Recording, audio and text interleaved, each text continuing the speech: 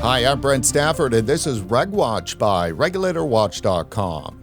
If there's one thing you can say about the U.S. vaping industry, it's that it's litigious, and for good reason. Absent of fair treatment by the U.S. Food and Drug Administration, lawsuits have often been the only recourse for nicotine vape companies, big and small.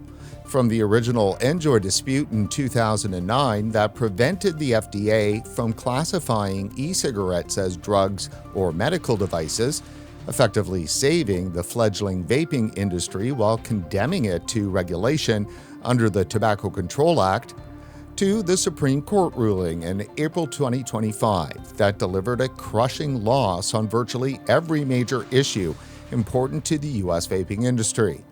Boy, there's been a lot of court action and not a lot of wins.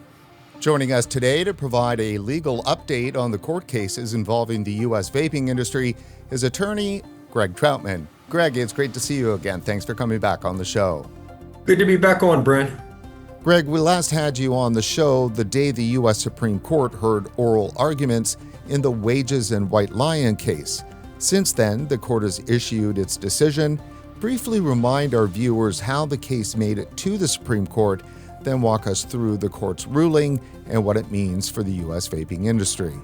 The Triton case, the Wages and White Line case, made its way to the Supreme Court, Brent, because the Fifth Circuit en banc panel, that is the entire Fifth Circuit, a vote of 10-6, ruled in favor of the industry and ruled that FDA had failed to give proper notice of its comparative efficacy requirement. It was the surprise switcheroo that everybody talked about. That was the only issue the Supreme Court took up, was the fair notice issue. The Fifth Circuit did allude to, in a footnote, that it believed that FDA had imposed a de facto ban, which bypassed the Administrative Procedure Act rulemaking process and the APA and the TCA's rulemaking process. The Supreme Court did not take that issue up. It only took up the fair notice issue. And so its ruling against the industry, which was unanimous, that FDA did give fair notice and the industry should have been on notice that comparative efficacy was required, or some heightened evidentiary standard was required, was within bounds, and that we did not prevail on that issue. It sent the case back to the Fifth Circuit to be reheard, which that happened about 2 weeks ago, on the other remaining issues. There have since been two other cases that have been argued in the Fifth Circuit: VDX Distro, which was my case, and Nickwood, which was Keller Heckman's case, and it was Nickwood and several other companies were argued back at the end of April. My case was argued in February. I got the decision yesterday, was not favorable, which was very disappointing. And the court ruled that essentially the Supreme Court decision foreclosed the product standard argument that we made, and that FDA is free to adopt a product standard, a comparative efficacy standard, under its PMTA adjudications, not having to go through a formal rulemaking process. That was very disappointing. Greg, not to relitigate the case, but I have a hard time understanding how the Supreme Court could unanimously rule in favor of the FDA after the Fifth Circuit Court of Appeal found that the agency acted arbitrarily and capriciously, abandoning its prior guidance, changing the rules after applications had been filed, and engaging in what the court called the surprise switcheroo. Yet the Supreme Court didn't agree. Help us understand that. Well, the Supreme Court found in the guidance documents that FDA had found in the actual deeming rule itself, that there was enough there that we should have been on notice. The industry should have been on notice of what the evidentiary requirement was, and that it was not a surprise switcheroo. That was kind of, to me, at least from the conservative majority, was kind of surprising, given that the court has had a definite anti-agency deference bend of the last several terms. That was quite surprising. And when we got into oral argument, it became pretty evident in oral argument how this case was going to go. And why is that? What were the things that made you think that? I thought we were looking at things one way going into the oral argument, and coming out of the oral argument, just from the tone of the questions, it was pretty much certain in my mind where we were going. So when we had you on prior to the oral arguments, we discussed at length the administrative rules, procedure rules. Is that what it's called? The APA? And APA. yeah. And Chevron deference as being one of the issues that the judges might, grab onto. But But Chevron doesn't exist anymore because of the Loper-Bright decision, which was why they gave much more deference to the FDA's interpretation than what I thought they would, given Loper. This was going to be a hard climb anyway, simply because the stigma of the industry. It's tobacco. And we still have the backdrop of kids using the products. Far too many kids using the products, and that narrative still exists.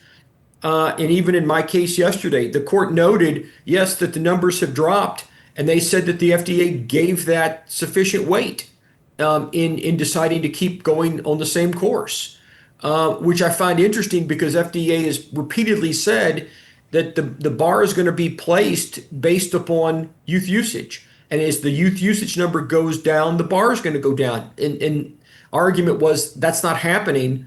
And the court essentially said it is. That FDA has shown that they considered that issue and that they placed the bar where they thought it was appropriate. So it all comes down to flavors, basically, when it comes to the youth issue, does it not? It does. It does. And the question I've got is what number of youth use is disqualifying? Is it any youth use is disqualifying? Is it, we're under 10% now. We're approximately 5 to 7% now. At what point does that number become one that we get the benefit of the doubt? And FDA still refuses to recognize, Brent, a difference in product segment. And what I mean by that is you've got three different kinds of products. You've got the pod products, you've got the disposable products, and you've got the open system refillable tank products. The open system refillable tank products are used negligibly by kids, but FDA doesn't differentiate between the three segments in applying its presumption. It says flavors attract kids, all flavors attract kids, doesn't matter your device type. So coming out of the U.S. Supreme Court, their ruling, there was that one issue, and you just briefly mentioned it, that they remanded back to the Fifth Circuit Court of Appeals. Specifically, what was that issue? The main issue is whether or not FDA improperly imposed the comparative efficacy standard through PMTA adjudications versus APA formal rulemaking, which is a long and cumbersome process. I thought it was the marketing plans issue. The marketing plans was one issue, and the question about whether FDA had improperly imposed this standard through the adjudication process was another issue to be decided on remand. So, okay, was the issue around specifically comparative efficacy standard brought up in the original Wages and White Line case, or is this something that you guys were able to cook up in terms of a theory in how to go after them post SCOTUS?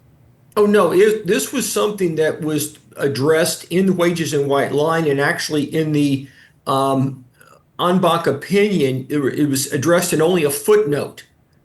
The Fifth Circuit's decision in RJR Vapor, which was only a stay opinion, but still it is binding, a precedent in the court.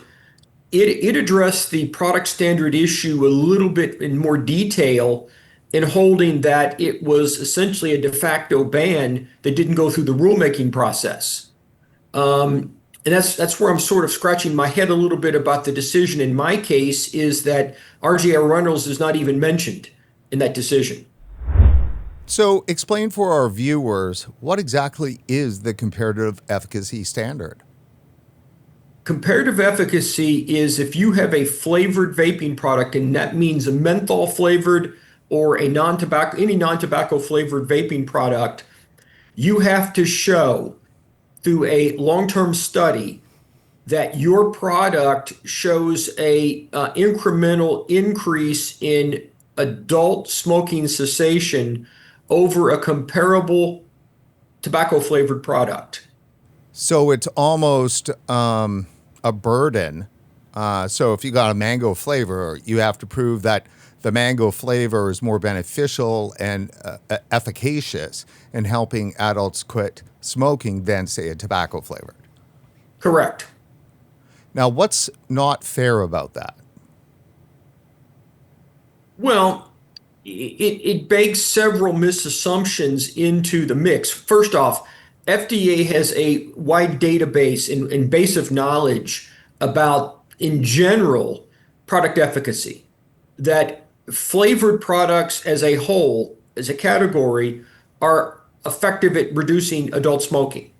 We know that through research. I mean, that the Dr. Farsellino study a number of years ago with 68,000 participants. It's pretty good data set there. And the percentage of those that quit smoking or reduce their smoking through flavored vapes was pretty significant. The problem is FDA requires that proof on a product by product basis. So you have to essentially reinvent, every product has to reinvent the wheel with FDA. Why do you think they have that position? Is it basically to make it unaffordable? Um, I don't know that I'm not going to attribute it to that.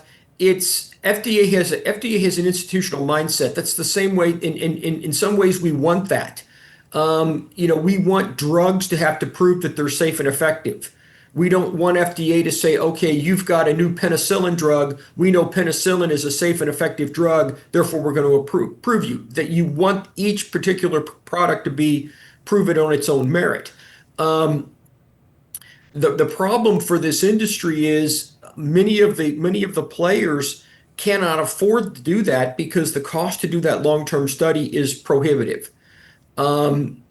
The idea of being able to do bridging studies, and this is why the glass approval was so important, is because it may provide some opportunities to bridge onto the results, your product to bridge the results that glass got. And I know you were at the Keller Heckman Symposium a couple months ago, and Jessica Ziniak from ARAC that spoke, and it was her company that did the science behind the glass approval. And the things she talked about, their study was pretty compelling in its results.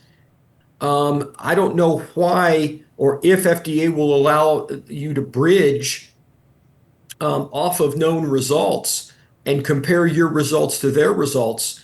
What we don't know yet, because we haven't had enough PMTAs cross the finish line on flavors, is to where the line's going to be drawn. What is the efficacy rate going to be? I know glass had a pretty significant efficacy rate, but is it going to be if you convert 10% of the participants, is that enough? Is it going to be 20%, 25%? Where's that number going to be? We don't know yet. Greg, the glass authorization didn't happen just in isolation. There was a major staff change, to put it lightly, at the FDA. Tell us about that, and was that a justified move? I believe it was a justified move, and it had to do more with just than vaping. Dr. McCary, who was the FDA commissioner, had gotten a lot of people upset about a number of things. Things on the drug side, certainly the things on the vapor side. The fact that this industry has grown enough and has enough significance that it was instrumental in forcing the resignation of an FDA commissioner tells you that this industry has gotten a lot more credibility than it had 6, 7, 8 years ago. If you'd have told me a decade ago that this industry would be partially responsible for an FDA commissioner's ouster, I would have not thought that was possible. So we're talking about youth. We're talking about disruption at the FDA. One of the biggest issues, of course, that's out there is the explosive growth of the illicit vape market. But it's not just in the U.S. Let me put this globally. Here is the global illicit e-vapor market trends, challenges, and future outlook, July 2025, from Euromonitor International. And the numbers here are stunning. There is 76% of all e-vapor, nicotine vapor sales globally are the illicit market. It accounts for $47 billion US a year annually. And then, of course, the US is the largest vaping market in the world. So the vast majority of the $47 billion in illicit sales is happening in the US. How can regulators continue along in this process of, stifling vaping from being properly regulated in the face of numbers like that?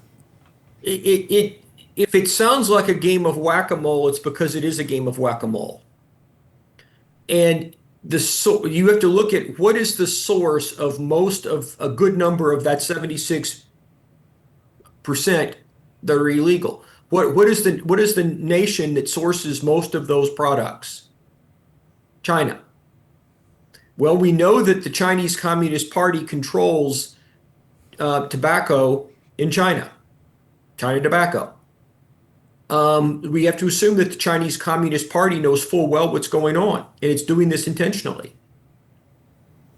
Well, it wants to control the marketplace. Sure. But I mean, that's not really the issue, is it? I mean, all vaping products are made in China. All of the legal devices are produced in China. And most of the disposables are legal in other countries like Canada, even in the UK. So it's not that these products, there's anything inherently dangerous or bad about them. It just happens that the US has a draconian regulatory process. Well, but the open system devices were always made in China. That was not the problem. The problem is the consumable products, the e-liquid that goes in it. We don't know the products that are made in China, the e-liquids that are produced in China. We have no oversight of those products. We have no idea what's in that e-liquid. We don't know if it's just propylene glycol, vegetable glycerin, nicotine, and flavorings. We don't know the sourcing of those components. Whereas products that are made here domestically, at least FDA can inspect the facilities and does have some people that filed PMTAs. As part of that filing, you had to file an ingredient list. FDA knew all those products, where the vendors were for the PG, the VG, the nicotine, the flavorings. FDA knew all of that. They basically knew your formula and your mix. You don't have that with the Chinese products. So it creates a huge market disadvantage where one market is being highly regulated and the other market segment isn't. That segment that's being regulated is a huge disadvantage. For the independent vape industry, that's old school OG open systems, who have always had, rightly so, seen disposables as a threat. Does that mean then that you would like to have a system where the FDA is just slightly a little bit easier on open system products that's created and manufactured and distributed in the United States, and a shut door for those that are coming in from China that are not? Well, and I think you're seeing FDA's failure to regulate properly is what's leading the states to adopt the registry bills. Or it's the more recent trend now is to adopt the language that requires that the consumable product be made by a non-adversary country. You're seeing the rise of those type of bills because the states are stepping up where the federal government isn't, which is unfortunate. It makes our job a whole lot harder as lawyers because we're having to fight state by state battles with hodgepodge of laws instead of having one national standard, which you would think for a interstate marketplace you would want to have. With such a huge, massive illicit market, is enforcement even possible? Oh, enforcement, and this is the problem that FDA faces. The Tobacco Control Act and the Food, Drug, and Cosmetic Act give FDA two enforcement options. Is it can go to federal district court and seek an injunction to stop you from doing business. That involves having to get the Department of Justice to bring a lawsuit. And we know that a lot of people at Justice have been let go or quit with the new administration coming in, the current administration coming in. So the numbers, the head count number at DOJ is down. And look at all the other things that they're having to deal with. This is the last thing they want on their radar, is having to bring enforcement actions on behalf of FDA. The other is for FDA to bring a civil monetary penalty case internally within the agency. And they're hitting companies with up to $20,000 or more of civil penalties. Well, a case that I want to talk about that's also pending in the Fifth Circuit is my case. One of my cases is challenging the constitutionality of FDA bringing these civil monetary penalty cases because you don't have a right to a jury trial. And there's a 2024 Supreme Court case, Jarkessi versus SEC, out of the Fifth Circuit, actually, that says in these kind of penalty cases, you do have a jury trial right, and that it's unconstitutional for the agency to adjudicate these internally. The problem for FDA is Congress gave them these two options only. It did not give them the option to bring an action in federal district court to impose the monetary penalties. So if I win this case, and the Fifth Circuit precedent suggests that I should, it will take away FDA's ability, hamstring FDA's ability to enforce anything, because it will no longer be able to impose the monetary penalties. It's going to have to rely on DOJ to go after players in injunction actions, and they're not going to do it against enough people to make a difference. And that's the tobacco barn case? That's the Texas tobacco barn case. So are you close? I argued the case in early February. There was a case that the Supreme Court decided about 2 weeks ago involving the FCC that was out of the Fifth Circuit. Actually, the judge who wrote that opinion was on my panel, and we had a really good discussion about that case. The Supreme Court reversed that and sent it back, but they upheld Jarkessi, and the type of, and it was a really fact-specific reason why FCC won in that case that's not inherent in my case, because you did get a jury trial with FCC. It just was not at the front end of the process. It was at the back end. You don't get a jury trial with FDA any part of the process, and that's what makes it problematic. So if the court rules in my favor, that will take away FDA's biggest tool for enforcement.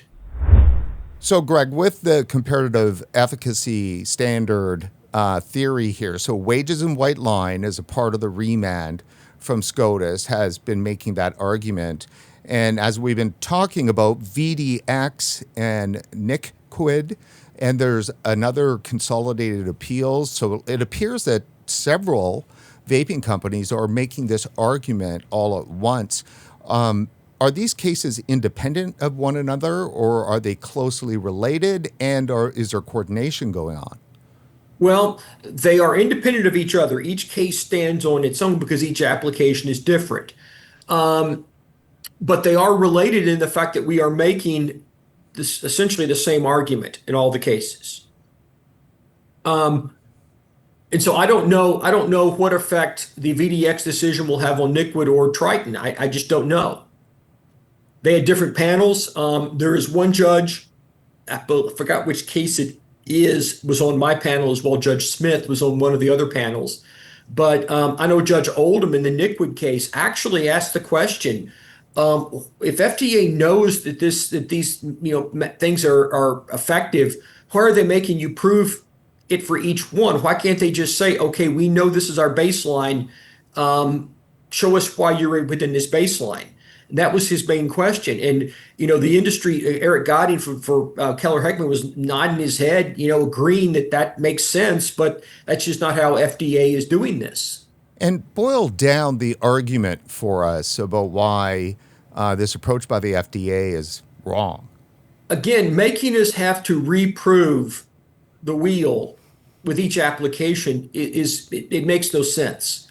And for the most part, on the open system side, the manufacturers are sourcing their materials, the propylene glycol, the vegetable glycerin, the nicotine, and the flavorings from many of the same sources. The sour apple that John Smith makes is really probably no different than the sour apple that Tom Jones makes.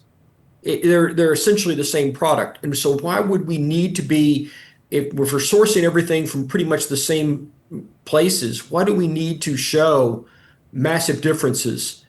Because if it's the same ingredients, it should operate the same in a device, whether it's my product or your product. So then you're not pushing back then on the comparative efficacy standard per se. It's other aspects around it. I think the comparative efficacy standard probably is something that should have been done through rulemaking.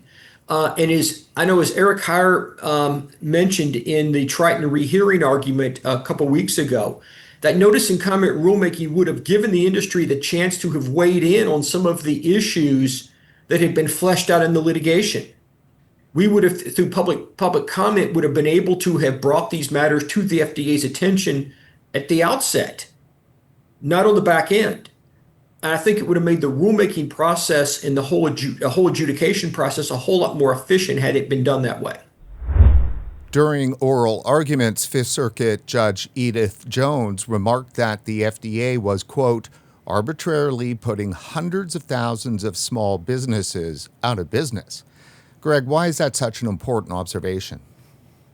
Well, first off, she gets the nuts and bolts of this case. She gets really what's at the heart of this case. And she's not wrong, because the people that are affected by what this court is doing are mainly mom and pop small businesses. And a lot of these are mom and pop small businesses, and the ones that are still around that have survived everything that's happened over the last decade. And the people, I've got the highest respect for the people that are still here, the OG people you mentioned. Part of why I'm having fun at the Chicago show is talking to those folks. The ones that are still here have survived this and done things the right way, should not be punished for what they're doing. They should be rewarded. The government should be helping make it as easy for these people as possible to be in business and to keep doing what they're doing. Later in the hearing, Judge Jones said that if something walks like a rule and squawks like a rule, it ought to go through notice and comment rulemaking. What was she getting at there? She gets the argument that I'm making and what we're talking about right here. This looks like a rule. It has, in what she means by that is a rule is something that has universal application to all applicants. It's not something that is rules by adjudication usually are things that come up on an emergency basis. You have an application or a situation that is abnormal, that's not usual. It's maybe a one-off kind of situation that the agency can adjudicate on the fly to address a concern. This is not something that is a one-off situation. How many applications were filed? 7 million, 6.5 million PMTAs. It's not a one-off situation. FDA is applying a rule through adjudication universally. That's why she says if it looks like a rule and it quacks and it squawks, it's a rule. When you apply something on a every case basis, this is what I said in the court. When FDA says it's applying, it's looking at things on a case by case basis, but the rule it applies is on an every case by every case basis. It needs rulemaking, going through the rulemaking process. That's what Judge Jones is saying in the tone of her question, and she's not wrong. Since all these cases are all advancing essentially the same legal theory, Should the industry now expect similar outcomes in Wages and White Lion, Niquid, and the other pending cases? Well, I mean, if I was going to be putting money, I would put money on Polymarket. I would put money that those cases will lose. But, I may be wrong. Those cases may find a nuance that they find something that I didn't argue. I don't know what they'll do. I think at the end of the day, though, this is going to be decided in the political arena. And if the Texas Tobacco Barn case may be the most important of all these cases, and the reason is if it takes away FDA's ability to regulate, I think that is a point that you might see the administration step in and do something, maybe through an executive order, or maybe FDA or HHS intervene at that point, because they can't lose their ability. They cannot lose their ability to regulate. So, Greg, after everything we've discussed here today, are you still hopeful that the legal action will ultimately prevail? I think at the end of the day, we will win, whether it's on a course that is through the PMTA litigation or it's through the civil penalty litigation, or whether it's through the political part of it, or a combination of the two. I think at the end of the day, we've got an administration that seems to be oriented towards working with us. From some of the discussions I've had with some of the political folks that are involved in this game, on the legal side, it's a toss-up at this point. But I think it will be a combination of the two that will get us to where we need to be. I think at the end of the day that we will be okay for the open system market. It's just how that looks and how that's structured, I don't know yet.